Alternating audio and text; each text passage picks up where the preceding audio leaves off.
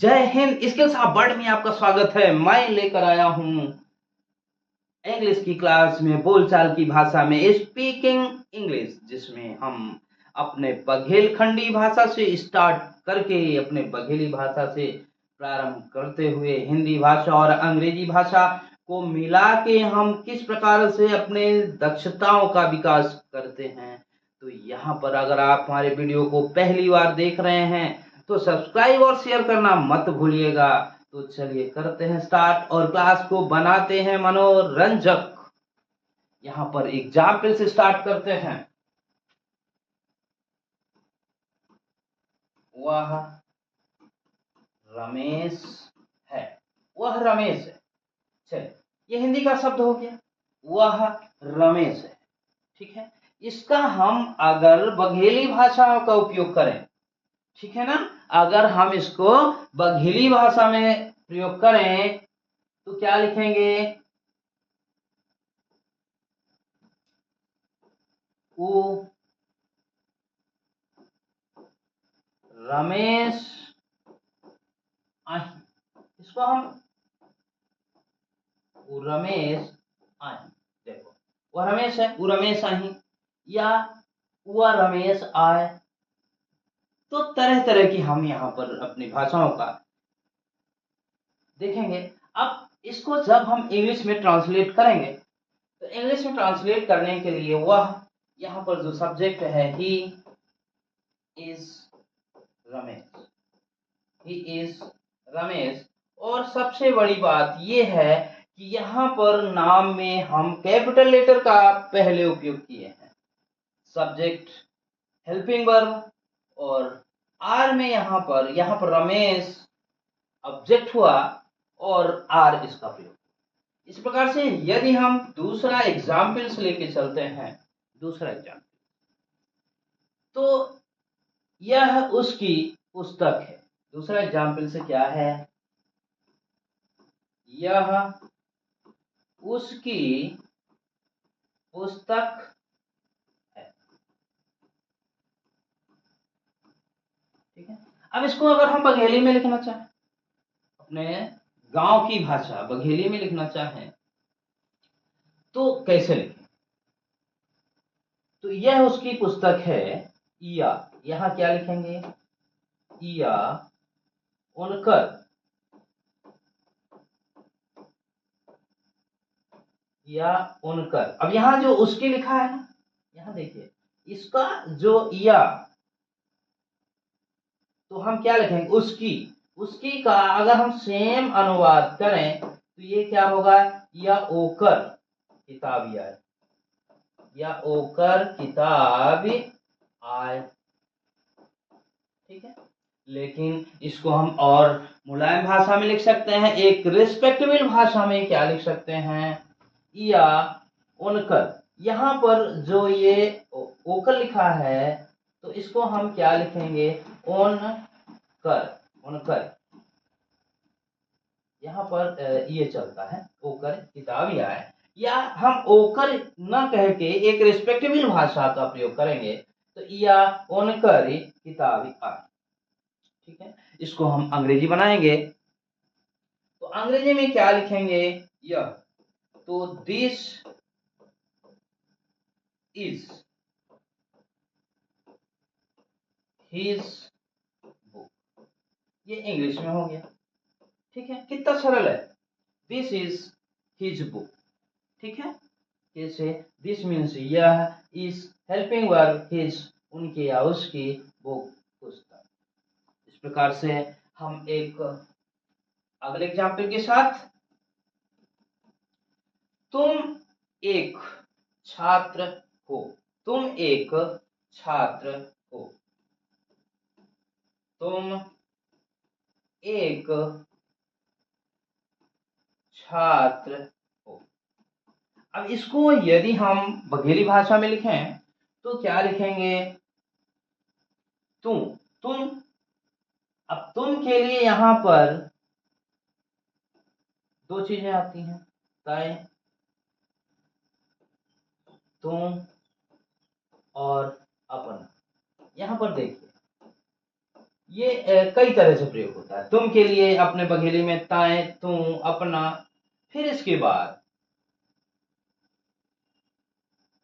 एक एक ठे, यहाँ तू एक ठे पढ़ेरिया है।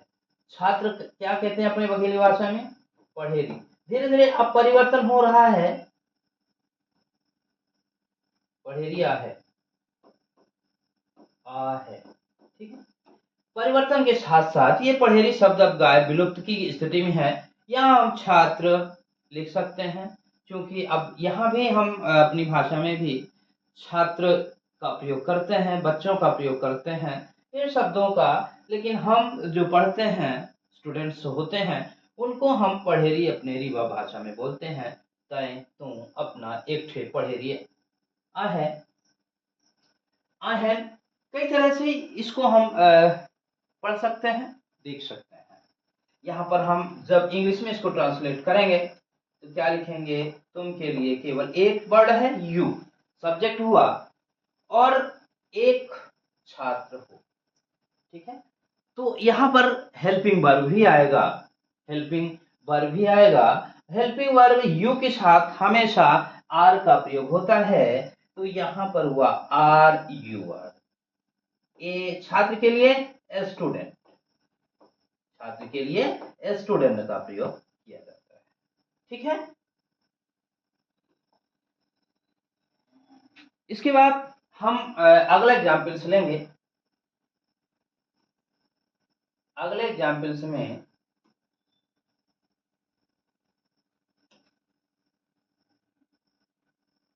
इसको हम साइड में कर दिए हैं।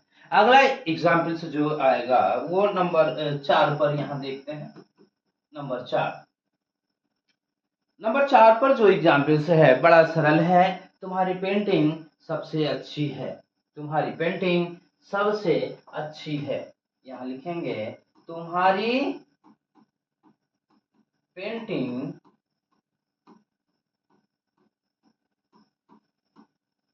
सबसे अच्छी है, तुम्हारी पेंटिंग सबसे अच्छी है।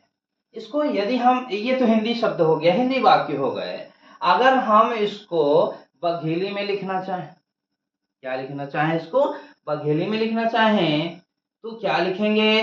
तुहार पेंटिंग सबसे निकही हवे। क्या लिखेंगे इसको? तुहार, तुहार पेंटिंग, अब देखिए, तुहार पेंटिंग सब सबसे निकही, अच्छी के लिए क्या प्रयोग किया जाता है यहाँ पर? निकही हवे। ठीक है, यहाँ एक चीज और है। पेंटिंग को हम जो यहाँ बघेली में कहते हैं तुहार चित्रकला, चित्रकारी। ठीक है, इसके लिए भी हम शब्दों का उपयोग करते, क्योंकि यहाँ पर हिंदी में भी पेंटिंग का इस्तेमाल हुआ है, इसलिए यहाँ भी हम उसको, पेंटिंग को यथावत कर रहे हैं। और इसका हम इंग्लिश में लिखेंगे, इंग्लिश में लिखेंगे तो क्या होगा? तुहार, तुम्हारी, तो योर पेंटिंग। ठीक है, ये योर पेंटिंग क्या हुआ? ये सब्जेक्ट हुआ, तो योर पेंटिंग ये सब्जेक्ट हो गया। योर पेंटिंग इज, ठीक है, योर पेंटिंग, ठीक है ना, इज, अब सबसे ने कही सबसे अच्छी, तो your painting is the best, is the, west के साथ द लगेगा, इज द वेस्ट। ठीक है, चलिए अगले एग्जाम्पल्स के साथ देखते हैं। वह मुझसे बुद्धिमान है। यहाँ पर अगला एग्जाम्पल्स लेते हैं। वह मुझसे, वह मुझसे बुद्धिमान है, वह मुझसे बुद्धिमान है। अब यहाँ इसको कैसे देखेंगे?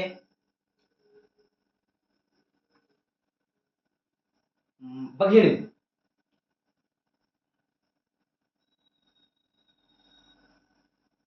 तो क्या लिखेंगे? वह के लिए उ, उ, हमसे जानकार हमा, बुद्धिमान क्या है? जानकार हमा। ठीक है, इस तरह से हम यहाँ पर इसको रख देते हैं। वो हमसे अधिक जानकार हमारा, या वो हमसे जानकार हमारा, ठीक है। वो वह के लिए यहाँ पर किसका प्रयोग होगा, ही के लिए। तो ही इज, ही के साथ इज, ही इज। अब बुद्धिमान का जो लिखेंगे क्या होता है, वाइजर, वाइज से वाइजर, WISER, वाइजर देन। यहाँ पर तुलना किया गया है ना, किससे, मुझसे, तो than me, he is visor than me. ये काफी इंटरेस्टिंग वीडियो होगा। क्यों?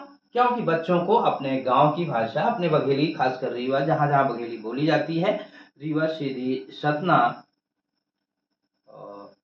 मंडला, शहडोल में भी मिलते जुलते शब्द आते हैं। तो इस तरह से उनको काफी मजा आएगा, आनंद आएगा, और इसको निश्चित रूप से आप बच्चों तक जरूर पहुंचाइएगा।